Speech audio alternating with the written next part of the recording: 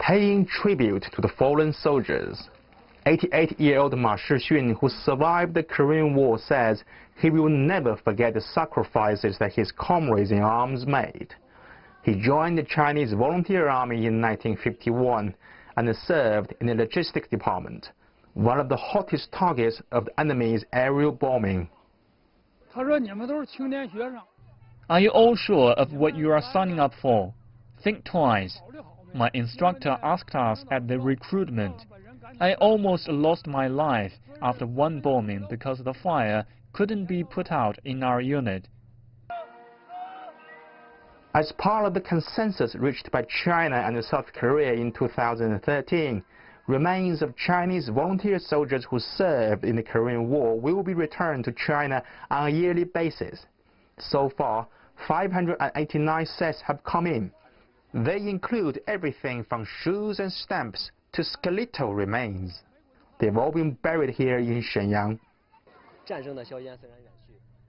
Though the war ended 66 years ago, for today's soldiers we must never forget the sacrifices of those who died, and to treat them as spiritual role models. More than 190,000 Chinese volunteer soldiers died during the Korean War, but very few of them were buried in China. The hard-won peace they died for will never be forgotten.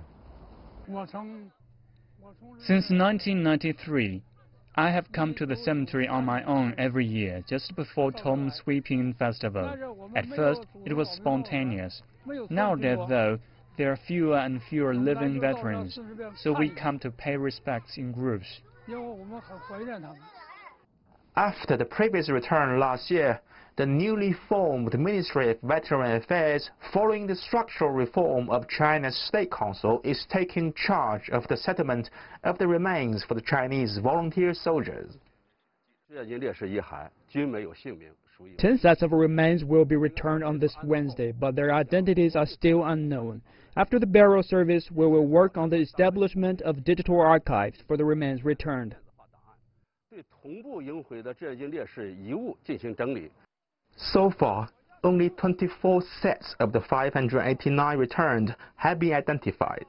As for the rest, veterans like Ma Shixun can only regard them as their comrades in arms. Guanyang, CGTN, Shenyang.